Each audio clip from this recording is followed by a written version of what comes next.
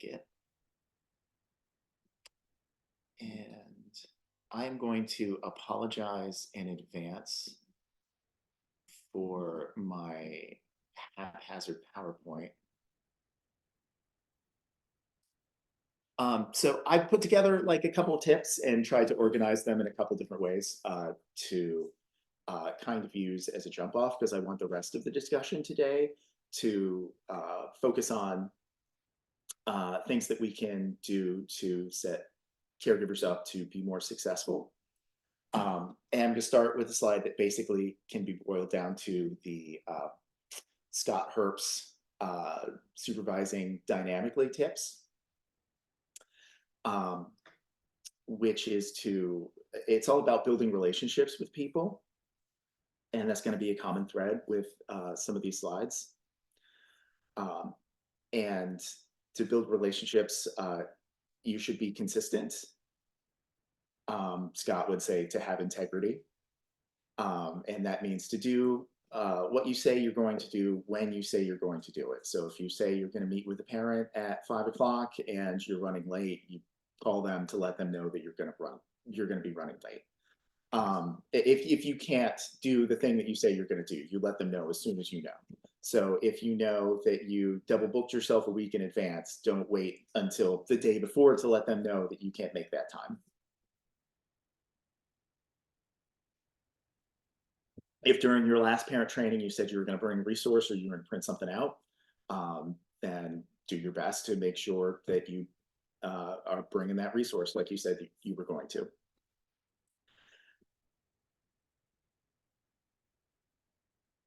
And to build relationships, make sure that parents feel heard. So ask questions, leave space for them to talk, and then mirror and rephrase what they've said.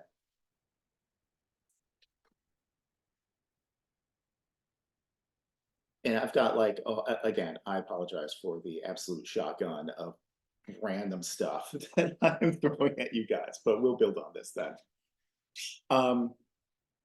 We also, we talked about this a little bit last time, like, we're so focused on ABA and data and science and interventions that we often forget that we're dealing with people, and people aren't always rational, and they don't always respond well to data. And they might have their own perceptions of data and how things are going that don't match your perceptions and your data. And relationships and perceptions are more important than having all the ABA information in the world. You could know absolutely everything about ABA. If you don't have a means to connect with parents and convey that information, then all that information about ABA is not going to do you any good. And I was at a training, CEU somewhere, and I've been trying to find this, and I cannot find the study that they referenced. But they referenced a doctor who, a study about a doctor who knows everything, but they don't spend much time with you. So you go in for an issue and they're like, yep, you've got this, and you're going to do this. And then they walk out of the room. Versus another doctor who doesn't have as much medical knowledge, but they sit there and they spend the time to listen to you and make sure that that they know that they understand your issue, and then give you feedback. And it might not be good feedback. It might not be good medical advice, but 4 out of 5 people prefer the doctor who listens to you versus the doctor who's an expert and just gives you the right thing to do and then walks away. Studies on therapy, on the success of therapy, not necessarily ABA therapy, but other therapy. The biggest predictor of client success wasn't anything about the quality of the therapy, but it was the relationship with the therapist. And we're always like, how do these junk therapies get developed? And why are these parents falling into these junk therapies? And why are these parents, you go to an IEP meeting and you're like, you bring all the data, you bring all the information, and then there's this other person who talks and talks some nonsense. And then you go to leave the meeting and you're thinking, like, all right, we've got this under control. And then your parent turns and looks at you and you're like, I really liked what that other person said. And then you just pull all your hair out. You're like, no, these people are warm and they build relationships, and that is something as a field that we lack and we need to work on. When people feel heard and understood, they are more likely to be open to what you have to say and what your suggestions are.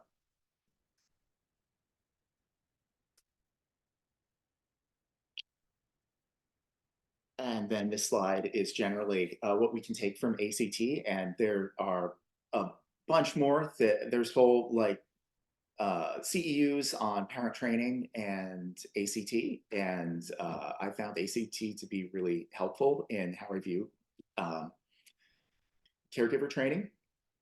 But the main thing that I pulled from ACT is barriers that uh, parents have to any issue are often show up as values in disguise.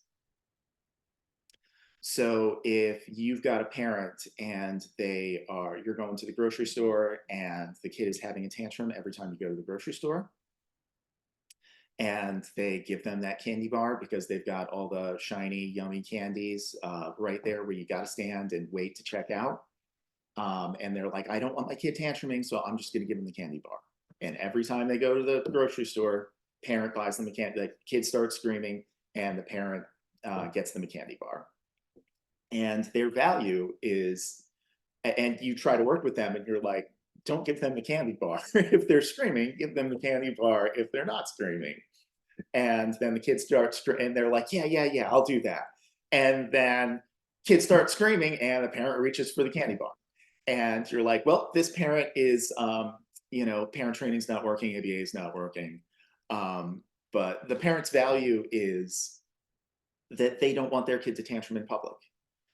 So how do we work with them and work in that situation to get their kid to not tantrum in public?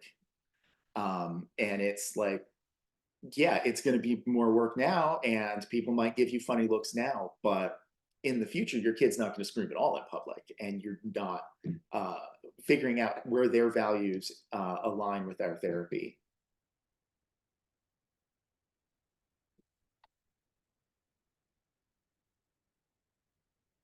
Don't forget that behavior of parents is behavior, and we are experts in behavior. So even though we're doing FBAs for our kiddos and our identified patients, doesn't mean that we should be forgetting about using ABA with everyone that we work with. So we can do a mini little ABA on the parent's behavior, what their function is. We can take data, we reinforce their behavior, reinforce shaping steps to the behavior that we want. And parents are coming in, sometimes we're lucky and we get in at 3 years old, and there's still 3 years of behavior that child and the parent have been reinforcing each other for their behaviors. And sometimes we don't get in until they're 5 or 6 years old or later. And these behaviors have been going on for a long time. We're talking about years of reinforcement. And we come in and we're like, we're going to tell you what to do, and you're going to do it, and then we're going to see improvement. But we're fighting years of reinforcement for giving a kid a candy bar in a grocery store. And that behavior is not going to change overnight. So we need to meet them where they're at and give them time. We may need to cover things more than once. Everyone's behaviors have been working in the environment that they're in. Their behaviors are efficient for the environment that they're in. So we need to meet them where they're at, give them some grace, and shape those behaviors up, build relationships and shape those behaviors up. Remember, the parent is always doing what they think is best for their child. We might think something different is best for their child, but the parents have been doing that for years. The parents aren't um, just like, oh, I'm just going to ignore what you're doing. Like they often want to do better. They want to participate more. They want to implement that intervention more. They figuring out how to get them there is our job.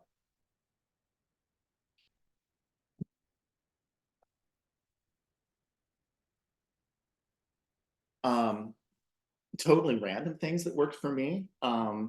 When I was running cases, I would just bulk order copies of the verbal behavior approach for my level one learners, and hand them out whenever I had a new case. They're like $10, that Mary Barbera book. Um, and some would read it, some wouldn't read it. But you'd be surprised how many times I would come back and like parents would have pages highlighted and they were like, what does this mean? And that would be a great jumping off point for parent training. I've had some parents where uh, one specific case that I had, parent, they want to work on things in level three, and we're on level one. And I had one particular case where, like, every single time we met, the parents like, "Why aren't we working on this? Why aren't we working on this?" And what we did was every month we met. We had a specific scheduled time, and it was, like the first Wednesday after the beginning of the month. And I would come with a monthly progress report, and that would list off all of the skills that the client gained in the last month. And we wouldn't just have the progress report, but we would have the most recent treatment plan. And we would spend time, and it was like 2 hours every single month just going through this meeting of what was mastered, what specific skills were mastered. And basically we're working on this. This is the progress that we've made on this. And this big, complicated, rectangular colored thing in your treatment plan, that we're basing all of our therapy on, helping them understand why we're working on what we're working on and how that's going to help get to where we all want to be working on. So their value was they wanted the child to develop some advanced skills, and it just wasn't appropriate to work on that yet. So they're like, why are you doing this? We want you to work on this. We want you to work on this. And it took a year, but we got there. But it took 2 hours every single month of not just going through the progress report, but going through the full VB map. And here's what he mastered. And we need to get this, and we need to get this. Here are the next steps. And then we'll work on this and we'll all be happy. And it took a year of doing that. And we finally got there. And they're like, they started asking, we went from asking, why aren't you working on this? Why aren't you working on this?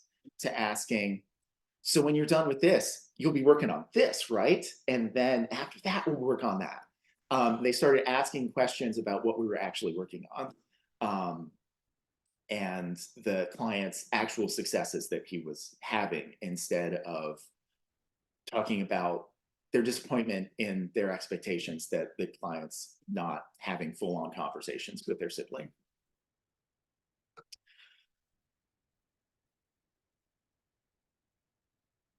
When we have a new case, and you're just going out to start the assessment, sometimes I have to like keep my like self from like giving like seeing this and like, oh, try doing this, and, oh, do that. And I'm like taking data and I'm asking questions and I'm like being warm and knowledgeable and confident, like, oh yeah, uh-huh, we'll do that, uh-huh. And I don't like give them 10 different things to do in like the first couple sessions. I like specifically wait until I've got a suggestion that I'm pretty sure is going to be like a surefire way to um, get them something that they want.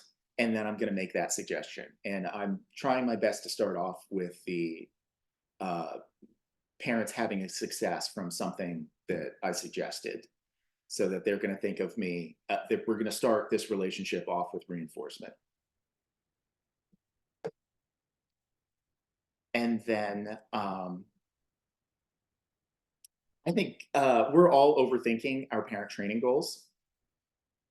So try to make them as straightforward and as graphable as possible. I've seen a few parent training goals that are really complicated, and I'm like, how are we going to be taking data on this? They don't need to be complicated. And I've also seen a few treatment plans lately that only have one caregiver training goal. There should always be at least two caregiver training goals. But they don't need to be ridiculously complicated. And cold probes are always our friend with goals. Wherever we can make a cold goal, a cold probe, that goal should be a cold probe. Like parent will implement feeding goal daily. And then on your cold probe sheet, you just add in a permanent, when you give the cold probe sheet to your tech, you just add in a permanent spot that includes your caregiver training goals. And the tech circles yes or no. And that gives you data points that you can easily throw in a graph and throw in the treatment plan. One of my favorite ones for a early skill learner is to do 5-manned, provide the client with 5-manned opportunities per hour for 3 consecutive sessions. And then you go out and you do caregiver training and you go over the manned protocol. And real easy to write in your parent training note that you reviewed the manned protocol and you modeled it with the parents and did a little bit of role playing. And then the next time you come out, you go over it, like just talk about it, and then you bring the client in. And sometimes, like, you know, I remember one caregiver training where like the client's running back and forth, like he's playing with something, and then I'm talking to the parent in the kitchen, and the kid's coming back, and I'm talking to the parent. We didn't even focus, like this was our goal, but this wasn't even that. I was answering questions and we were covering something else, and the client runs out, and the parent gives a manned, implements the manned protocol, and I'm just like marking like yeps. And I've just got like my little frequency total, and we didn't even, you know, focus on that, but I've got my at the end of an hour, I've got my 5 and 3 consecutive sessions, we master it out. And it's so easy to then go and graph that data. I'd be like, that's mastered. So don't overthink it. Make it as straightforward as you possibly can.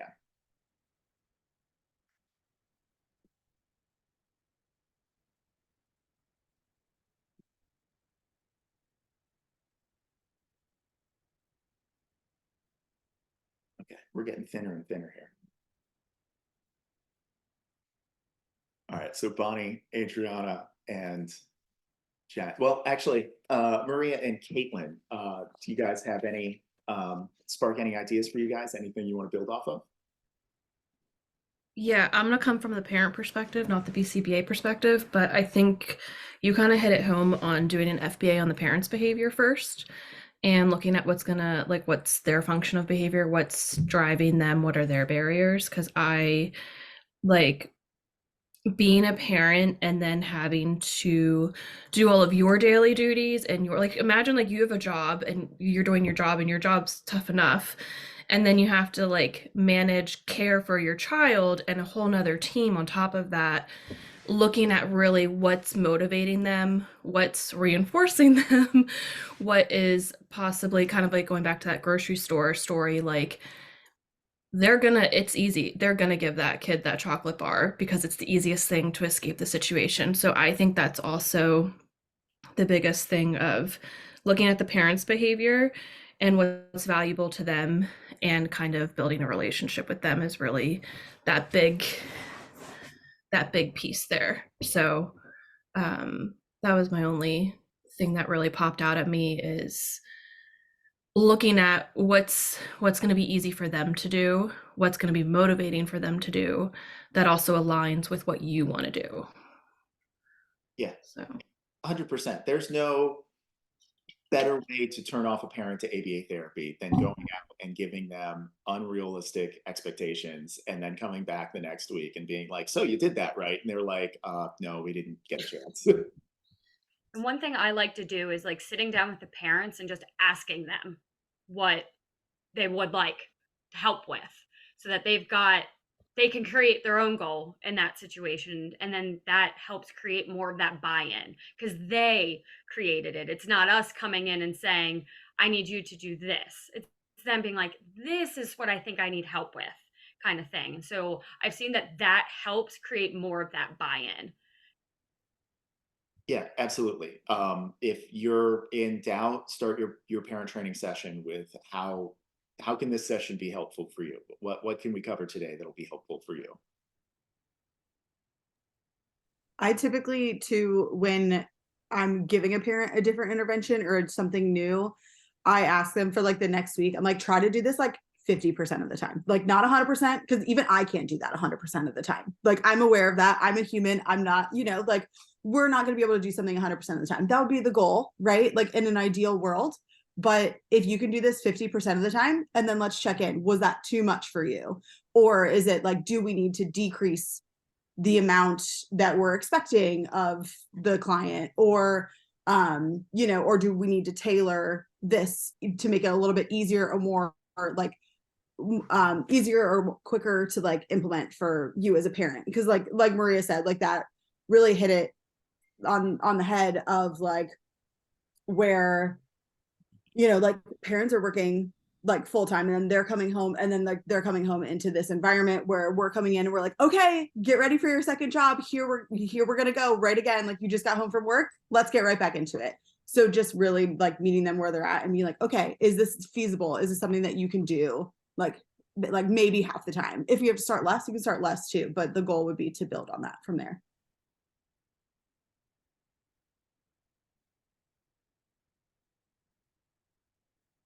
Yeah, I'm thinking of I had a situation once where the parents kept wanting to work on toilet training and they kept wanting to work on toilet training and they kept, doing implementing the protocol for like an hour and then not doing it and then they expected to see progress and I kept going out and I'm like, how's the toilet training going? Like you said you're going to work on this like every night and they're like, yeah, we did it for like an hour. We didn't really get anywhere, so we stopped.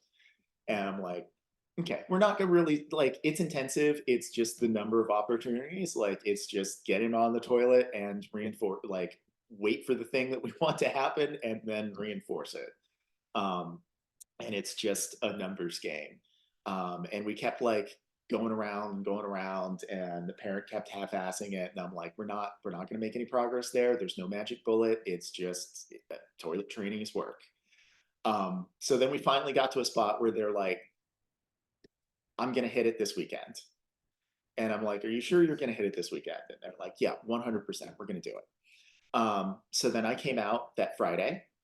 Like the parent literally took off work to do a longer weekend. Like they had off work for another reason, but they were like, I'm going to use this 4-day weekend as para training. So I came out that Friday and we got it started.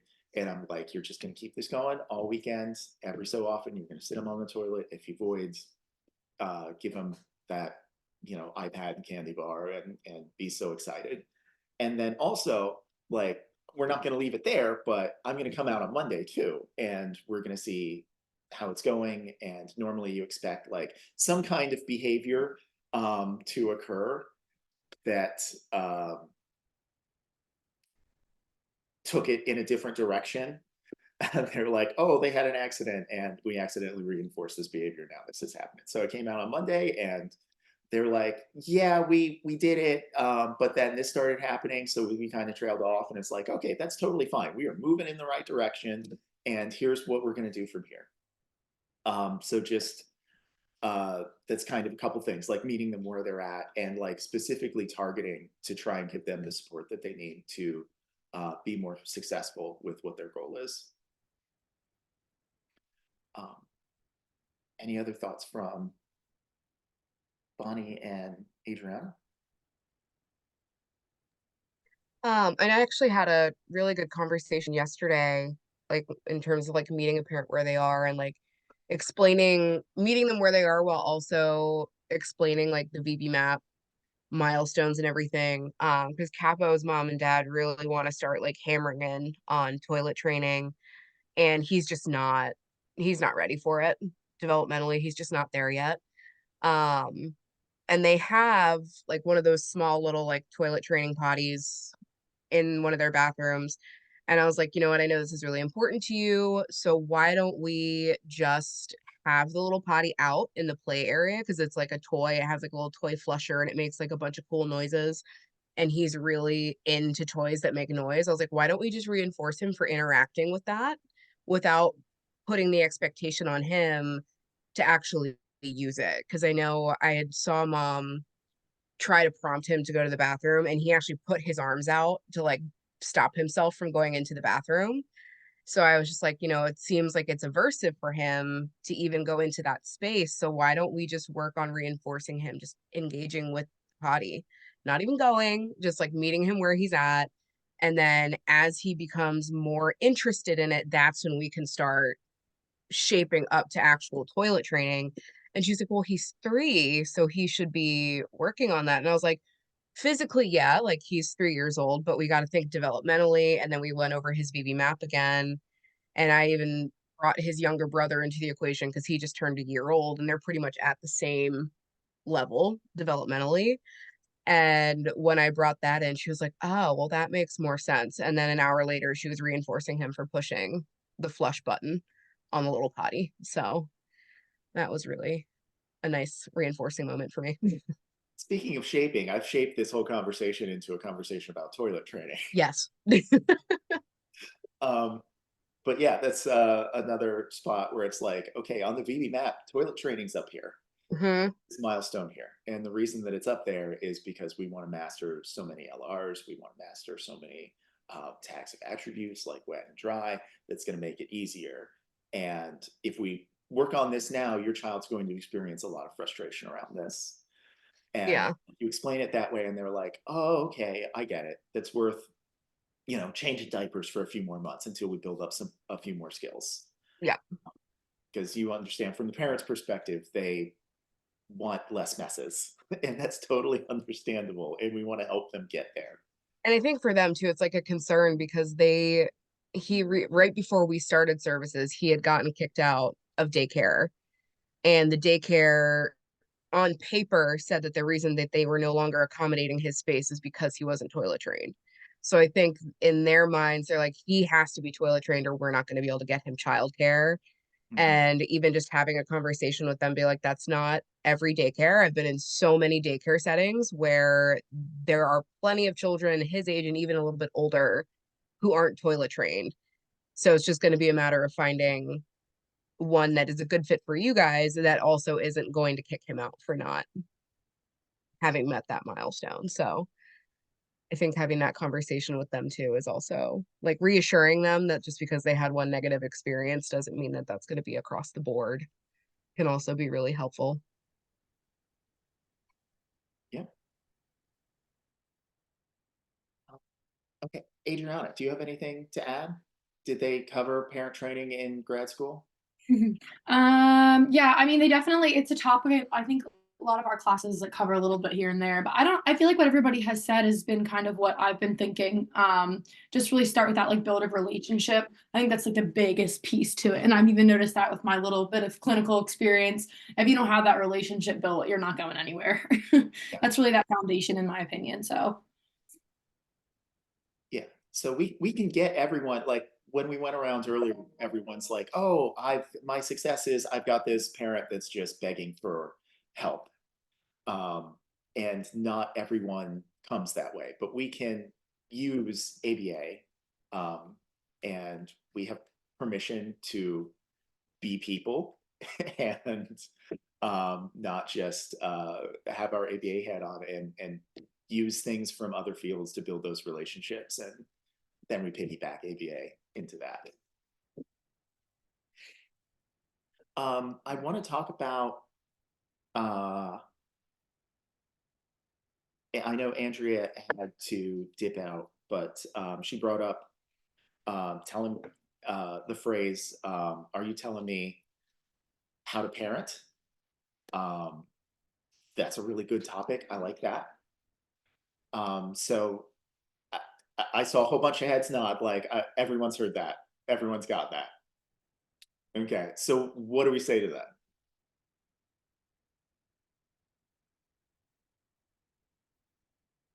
I What have you typically said to it? Did it work? Did it not work?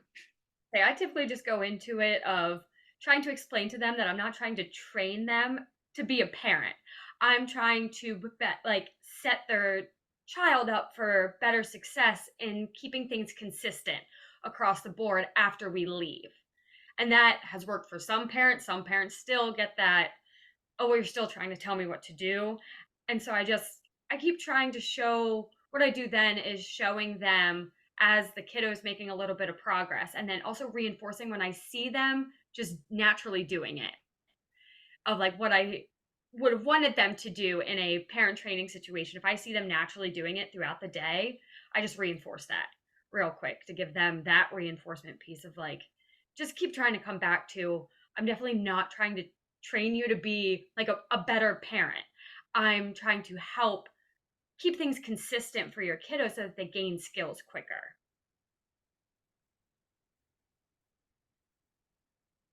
I was gonna say on top of that, I feel like, and I think you mentioned this earlier, Chris, was the approach where you're kind of talking about it from the kid's perspective, like because more times than not, right? Like the parent wants what's best for their kid. So I think if you can like reframe it when you're speaking about that topic into this is what has shown to be good for your kid so far, and like Caitlin had said, you can like show the data or like speak about their progress depending on like what that parent prefers.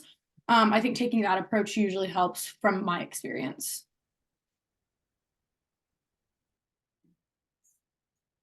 I think it's also helpful to circle back to what their goals and values are too. So like, okay, you're giving them advice. Like, let's just say you see a behavior and you're like, you should do this, this, and this.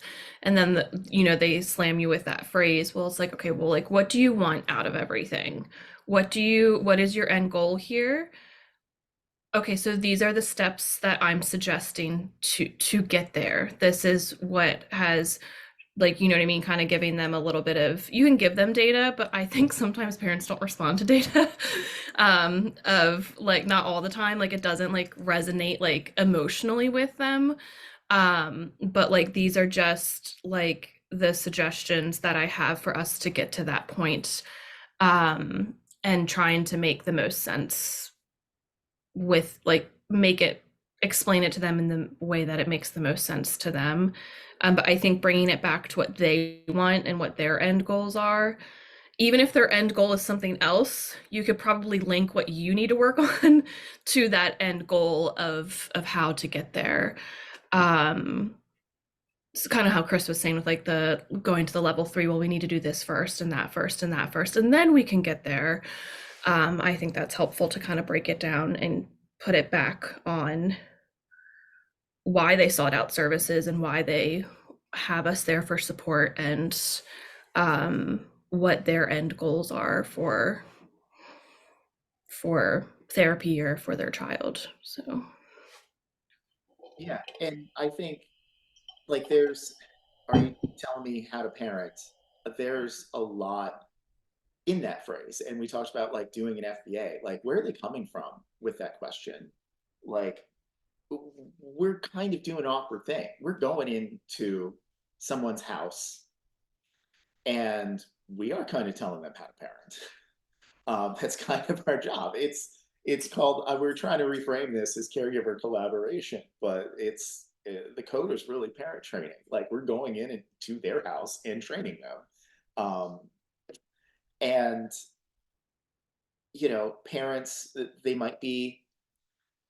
No one likes being told what to do, especially in their own home. Some parents might be embarrassed about getting services. There might be 100 different reasons that they're saying that. But at the end of the day, like there's no getting around. Yeah, we are. But how do we shouldn't, like, if someone asked me that, I'm like, are you telling me how to parent? I'm not going to be like, yeah, absolutely. Um, unless I have a really, really, really good, strong relationship with that parent. But no, that's going to get you thrown out. Generally, I say something like, they used to say that it takes a village. to raise a child, and we're basically not doing that anymore. Like, especially with COVID and everything, like these kids are spending time in their house. Like, parents don't live close to the rest of their family. They're not building those relationships that we might have used to have. So like parenting now is different than parenting used to be, and it's not easy to parent. And then if you've met a child with autism, you've met one child with autism. Every child with autism is different. Um, so we're not telling you how to parent. We're trying to give you specific strategies um, to help accomplish what you want with your child. And it's not easy. Like, parenting isn't easy. And parenting a special needs child is especially doing it on hard mode. So we're here to help. I know, kind of going back to that, I have a really good rapport, like a really good rapport with Daba's parents.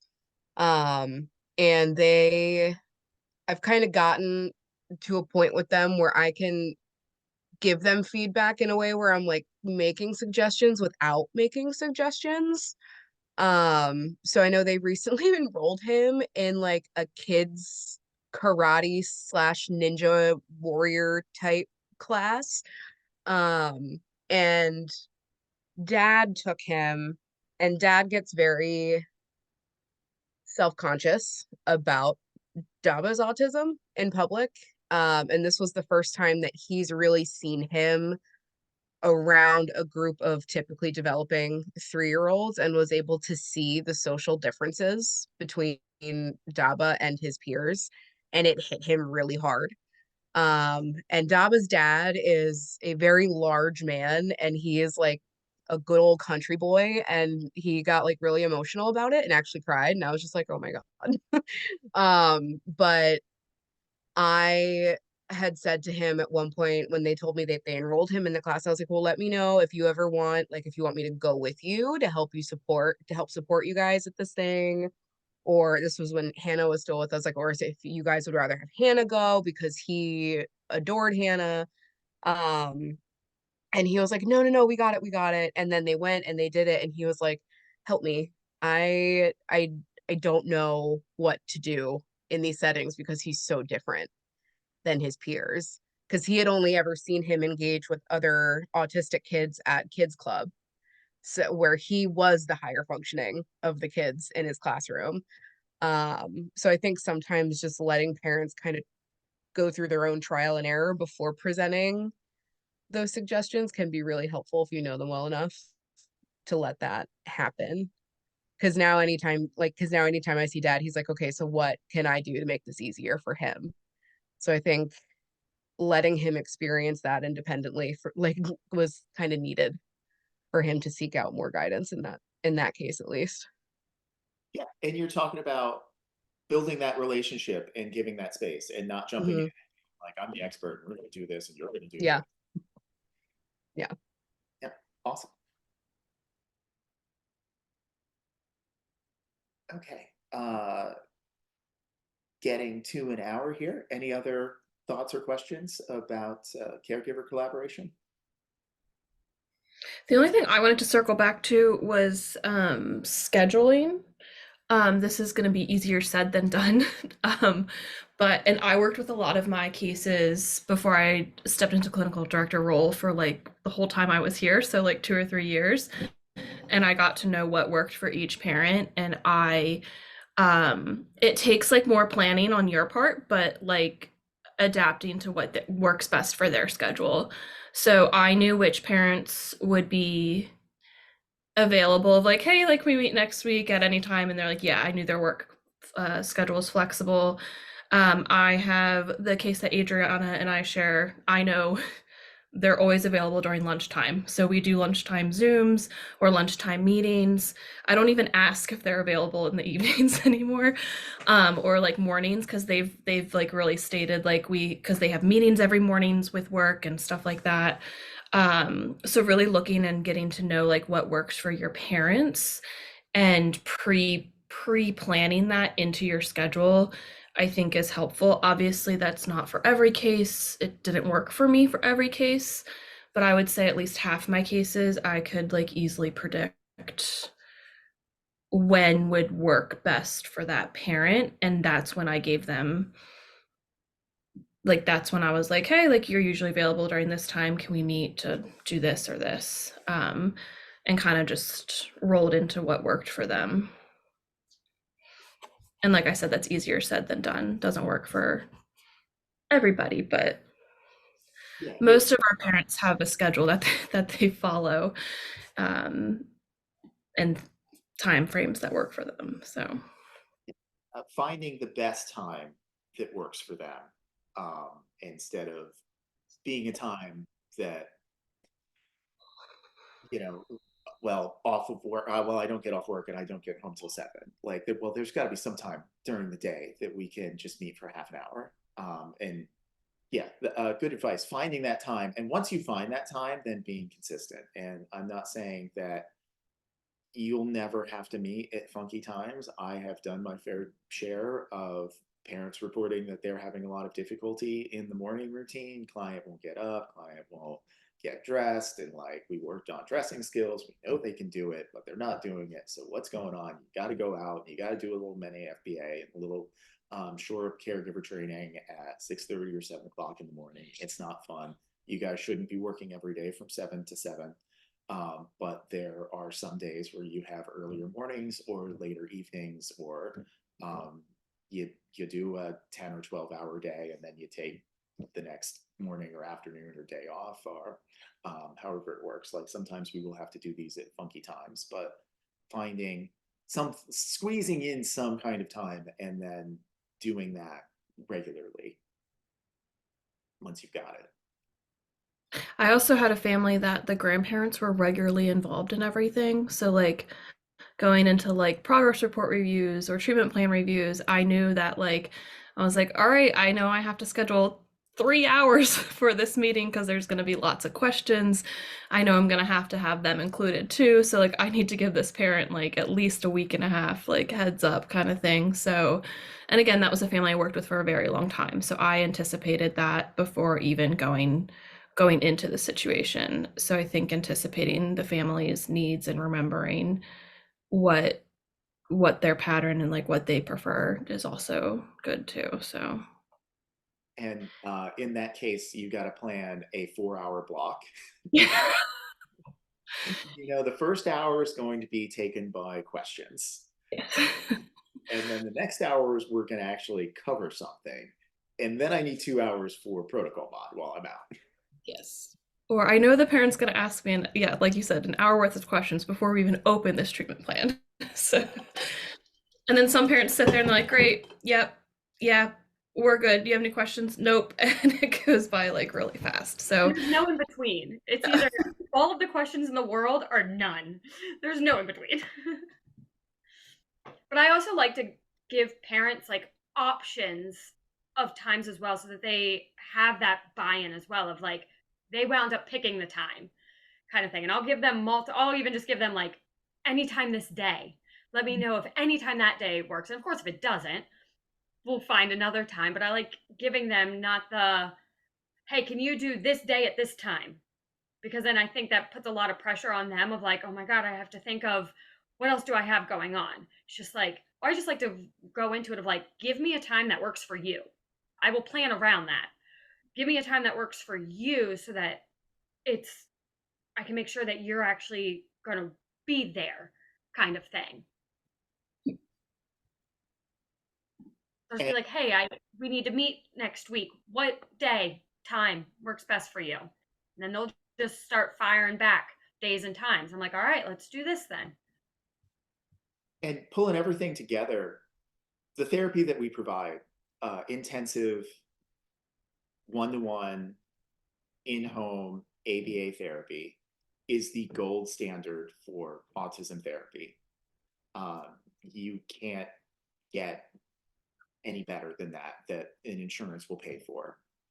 And every parent wants their child to gain some skills, whether it's toilet training or having a conversation or or doing better at school because they have more language skills. Every parent wants to make some kind of skill gain. They want what's best for their child, and they've gone out and they've gotten intensive ABA therapy, and parent training is an important part of that. Transferring the skills that we're working on in one-on-one therapy to the rest of the time, because 40 hours a week, it's a long time, but evenings, weekends, ABA therapy is all about changing the environment. If we're only changing the environment for 40 hours a week, then there's more environment occurring when we're not there that we don't have control over, and we're not going to be as efficient. We're not going to be able to make gains. And caregiver training is our link between the 40 hours of therapy and the whole rest of the child's life outside of therapy. And parent training is an important part of that. And it's at the end of the day, it's required part of our program in order to maximize our clients' success.